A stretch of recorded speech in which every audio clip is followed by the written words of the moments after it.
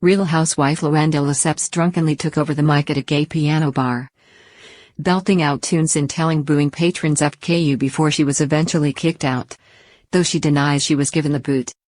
Of the Countess, who has publicly battled with sobriety, a source exclusively tells Page 6, she monopolized the piano. But that isn't how it works. You sing one song and move on. The 56-year-old reality star, who performs her own Countess cabaret show, already seemed sozzled when she showed up at the piano bar townhouse in Manhattan on Wednesday night, witnesses say. She grabbed the mic and simply wouldn't stop. Says one source, Luann thought she was doing her act. She tried to sing her own song, Money Can't Buy You Class, but they didn't know it. They know standards. The piano player was like, I don't know the song, and she responded, it's a hit. The critically trashed song apparently sold 19,000 digital copies.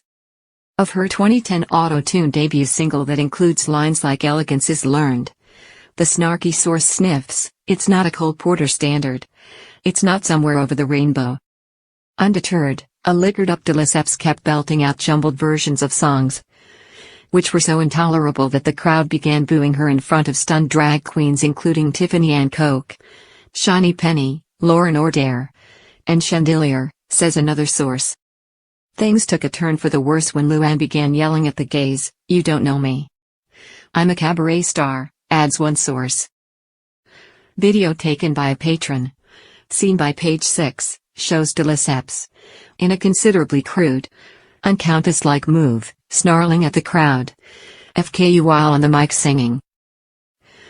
The tipster tells us that de Lesseps yelled at the other patrons on the microphone and then was thrown out for getting aggressive with the bar's customers.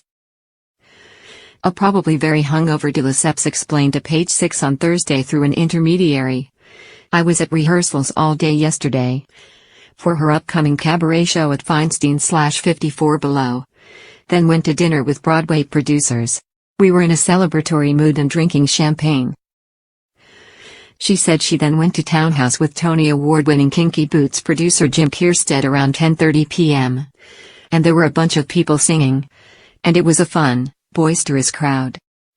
Kierstead suggested she sing a few songs. I got up and sang a few Broadway songs they were playing, she says.